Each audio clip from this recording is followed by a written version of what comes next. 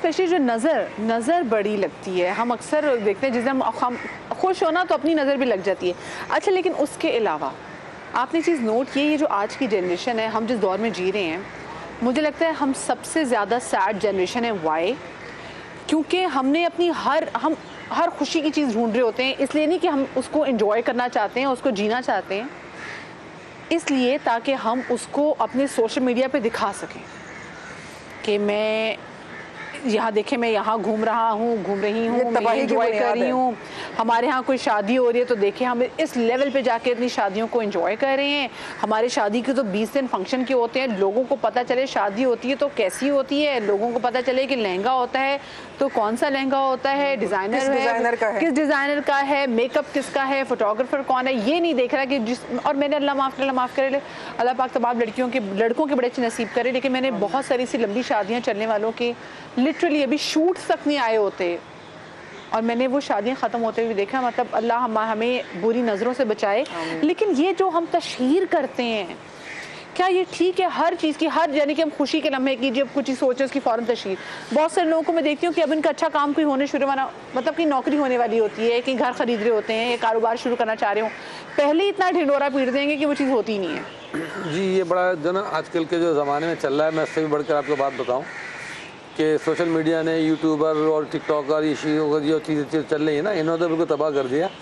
کہ یعنی اتنی پرائیویسی والی چیزیں ہیں کہ وہ جو حیا سے تعلق رکھتے ہیں, شرم سے تعلق رکھتے ہیں, خاص طور پر اولاد کی ولادت کا معاملہ تھا بھی ذکر ہوتا ہے, جواب دینے کا کہ ماؤں کو باوضو رہنا چاہیے. اب تو یہ کہ یعنی بچے کو پیدا ہونے سے پہلے ٹک ٹاک پہ ہی ان کی جو تشہیر شروع ہو گئی, پھر وہ آخر تک پروسیس سب لمحے کی اپڈیٹ دی جا رہی ہے. پھر بچہ پیدا ہو گیا, بچے کو گود میں لے کے ٹک ٹاک بن رہے ہیں, اور پھر گانے بھی بن رہے ہیں. یوں ہوتے بچے کی تربیت ہی وہاں سے, جو ماں پہلے قرآن پڑھا کے تربیت کرتی ہے گود میں, آج ماں کی گود جو ہے نا وہ ناچ گانے سے تربیت کر رہی ہے, اور بچوں کو شوق کرا کے کانٹینٹ بن رہے ہیں, نئے کانٹینٹ آ رہے ہیں, اور طرف ملینس کے اندر ویوز آ رہے ہیں, فالوورز آ رہے ہیں. اچھا لوگوں کو تو چاہیے چسکے اور شسکے, وہ تو ظاہر ہے پہلے گلی میں جھانک کے دیکھتے تھے کس کے کیا چل رہا ہے. اب گھر بیٹھے یوٹیوب کھولا یا ٹک ٹاک کھولا, سب کے دیکھ رہے ہیں کس کے کیا چل رہا ہے. میں تو ان ماؤں پہ بھی حیران ہوں کہ یہ آپ کر کیسے لیتی ہیں. مطلب میں خود بھی اگر پہلے میں بھی سوشل میڈیا پہ کہنا کہ ایکٹیو تھی, لیکن جب بچہ آپ کے ساتھ ہو تو آپ سے فون, آپ بچہ سنبھالیں گے یا فون سنبھالیں گے. اور ایسے ٹائم میں دیکھ رہی ہوتی ہے کہ ہر چیز بچوں کو بھی مطلب ناچ گانے پہ لگا ہوا, ایک چیز پتہ نہیں تو ماؤں کا دھیان کس چیز پر ہے, بچوں کی تربیت پر ہے, ریٹنگ پر اور ویوز کتنے اور فالوورز کتنے ہو گئے.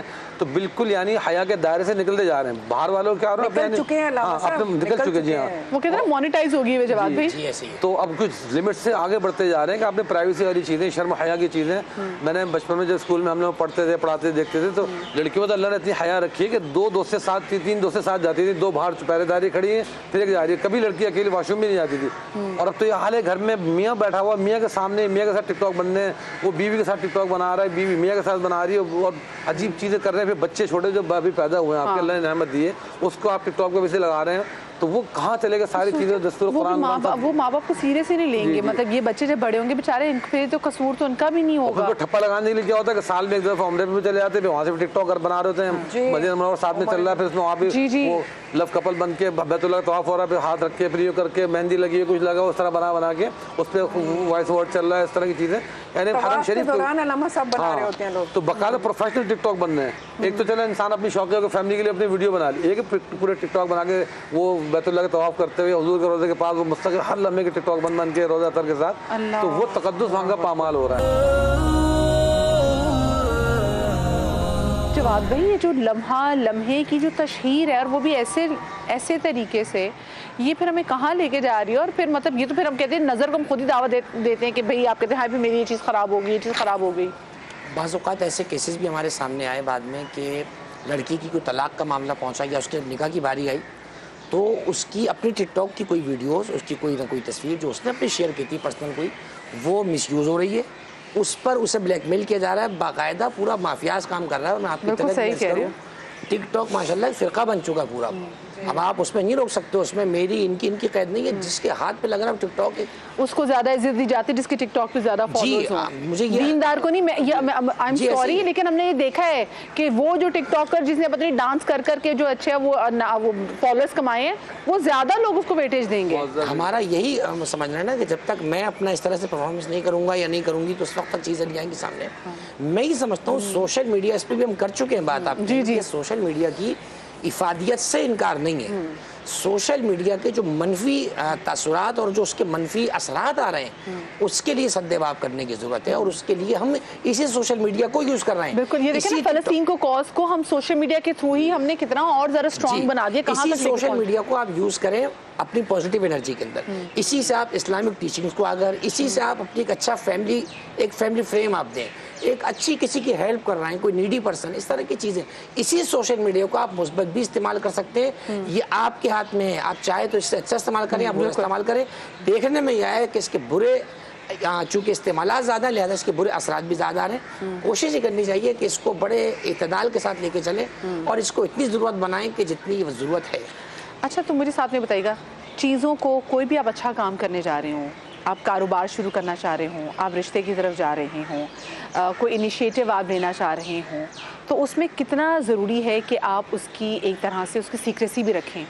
کیونکہ ہوتا یہی ہے, اگر ہم کوئی چیز سوچ بھی لیتے ہیں نا, پلان کر لیتے ہیں, ہم اس کو اتنا اس کی بھی تشہیر اتنی کر دیتے ہیں کہ وہ نظروں میں چیز آ جاتی ہے اور وہ چیز ہو نہیں پاتی.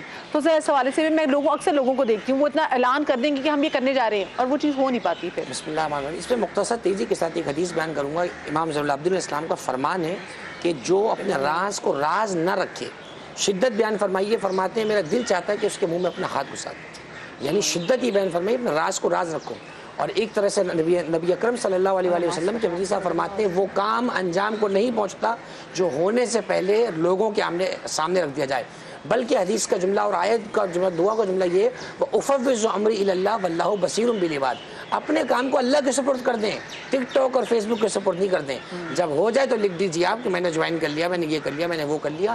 اس کو آپ اس کے ایکسپرٹیز کے ساتھ ڈسکس کریں, اپنے رب کے ساتھ, جس سے کچھ چھپا ہوا ہی نہیں, اپنے رب سے اس میں آپ پروردگار سے اس پہ معاملہ کریں, پروردگار سے برکت وہ کریں, اور جب ہو جائے تو پھر اس کو خیر اچھی کی خبر دے دیں.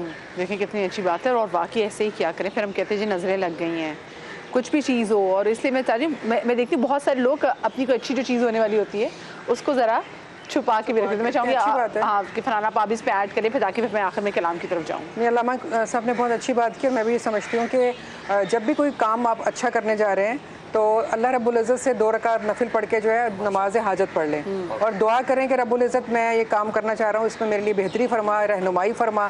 بہتری بھی مانگے اور رہنمائی بھی مانگے, اور پھر اس کے بعد اللہ کے سپرد کر دیں. ہاں, جب اس کا کوئی اچھا نتیجہ آ جائے تو پھر آپ لوگوں کو بتائیں تو وہ بہتر ہے. بڑی اچھی بات ہے. پھر آپ کہتے ہیں کہ جی نظر لگ گئی ہے, تو جب کوئی چیز سوچ رہے ہوں, کوئی چیز نہیں اسٹیبلش کرنی ہو, کچھ بھی ہو, تو پلیز ذرا اس کو اپنے تک ہی رکھیں. جب کوئی چیز ہو جاتی ہے تب لوگوں کو بتائیں. اسی میسج کے ساتھ میں آپ لوگوں سے کا شکریہ ادا کرنا چاہوں گی.